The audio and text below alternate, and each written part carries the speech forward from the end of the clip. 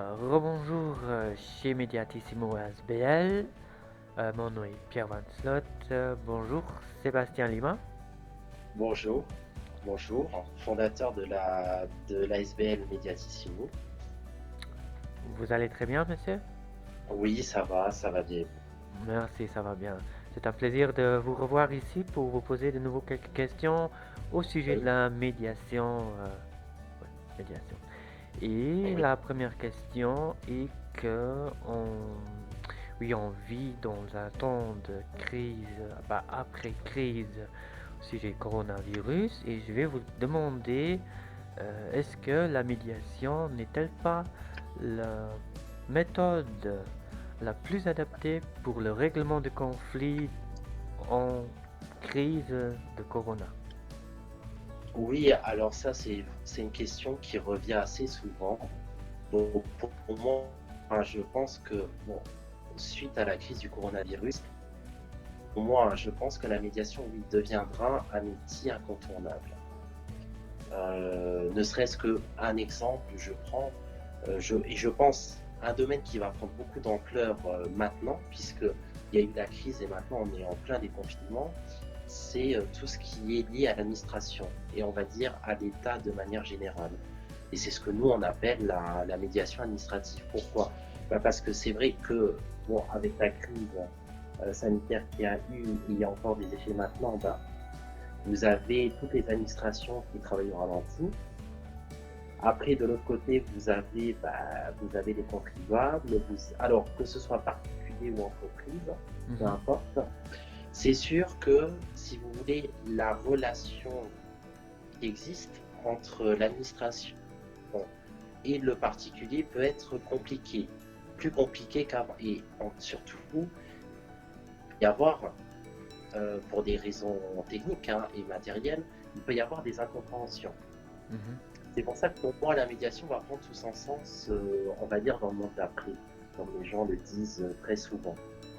Voilà, parce que c'est vrai que j'allais vous dire, bon, la procédure classique, qui consiste à dire, bon, bah, moi, je ne comprends pas l'administration et l'administration ne me comprend pas. Mhm. Donc oui, donc je vais faire valoir mes droits et je vais faire un recours. Le problème, c'est vrai que j'allais vous dire, avec la crise du coronavirus, c'est un mode classique, mais qui est devenu compliqué dans les faits. Que ce soit pour des raisons matérielles, pour raisons aussi de distanciation, parce que faire un recours, ça veut dire qu'il faut faire une procédure devant un tribunal. Mhm. Euh, Il y a des délais à respecter, le temps est souvent très long. Oui. Là, ce sera encore plus, puisque l'activité n'est pas revenue à la normale. Mhm. Mais Et donc, oui. du coup, tout ça prend beaucoup de temps. Et voilà. Mais pour avoir une plus claire vue, vous parlez quand même euh, des problèmes des entreprises ou privées avec les administrations de l'État, vous parlez. Oui, oui, c'est ça. Mhm, Oui, quelle que soit l'administration, ça peut être, par l'exemple, l'administration des contributions directes, l'administration de l'enregistrement et des domaines. mhm. Ça peut être même avec la commune, Ah oui. Mhm, par exemple. J'allais vous dire vraiment l'administration au sens large du terme. mhm. Oui, ça c'est bien.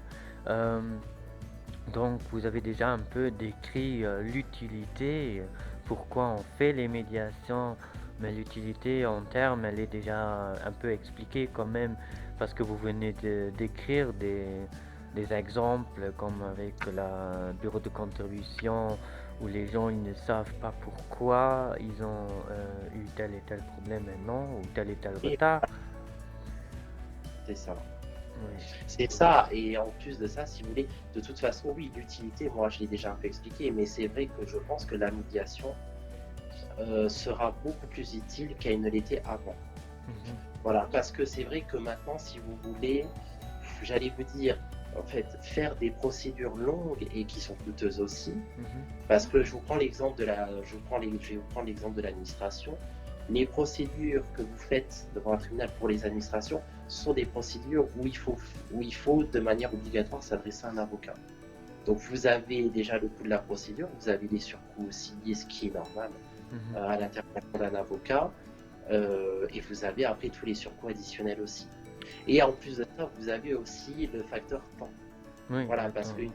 procédure, c'est minimum Mais, une année, voire alors que c'est vrai que bon, vous avez un problème avec une administration quelconque, hein. Vous faites appel à un médiateur. Disons que un médiateur a beaucoup plus de souplesse et d'agilité, si vous voulez, à intervenir ouais. euh, avec l'administration oui, dans sa manière d'interagir avec. Mhm. Puisque, voilà, puisque, pourquoi? Parce qu'un médiateur n'est pas lié à une procédure et n'est pas subordonné à une procédure. Et ni au un parti, à mon Non, avis, voilà. parce qu'à mon avis, l'administration, elle cherche aussi un peu à avoir ses droits, ses raisons. C'est pour ça que l'avantage d'un médiateur, c'est que le médiateur ne prend généralement pas parti ni pour l'un ni pour l'autre. Mhm. Il est au centre et ce qui est normal, on a cette garantie de neutralité et surtout d'être indépendant et surtout de ne pas, de garantir aussi, c'est surtout aussi pour garantir au parti l'intégrité, hein. Mhm. On n'a pas à venir s'immiscer. Les solutions trouvées sont toujours des solutions, bien évidemment. Alors après, par différentes techniques que nous, on a utilisées, mais ce sont des solutions qui ont été trouvées par les partis. Voilà. Mhm. Ok. Et bon, une fois une solution entre privés, commerçants et les administrations, une fois qu'une solution a été trouvée, vous proposez, comme on avait déjà entendu une fois parler, d'une homologation devant un Oui, juge. c'est-à-dire que si vous voulez, ça aussi, c'est un point important, c'est que j'entends souvent dire que oui, mais la médiation, de toute façon, ça a beaucoup moins de valeur que de faire une procédure judiciaire. Et à cette idée-là, je dis c'est une idée qui est fausse et c'est pas forcément vrai pour une raison qui est toute simple, c'est que je vais vous donner un exemple. Si vous venez faire une médiation, je veux dire à la fin de la médiation, Oui. si les parties le veulent, ils peuvent très bien demander au médiateur que le médiateur fasse par écrit l'accord qui est intervenu. Mhm. Et à partir du moment où chacune des parties en fait a l'accord par écrit, rien n'empêche les parties de se servir de ça et justement d'aller devant un juge et de dire voilà, on a eu tel accord. Moi Mhm. maintenant, le juge, je veux que cet accord, on appelle ça une homologation. Le juge va homologuer l'accord intervenu et l'entériner.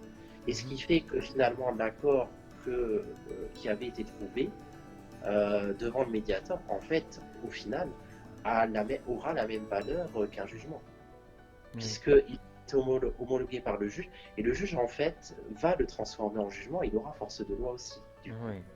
Oui. Donc c'est pour ça qu'on a souvent cette idée fausse que, comme la médiation n'a rien de, n'est pas contraignante, vous savez, comme une procédure judiciaire, il n'y a pas d'aspect contraignant.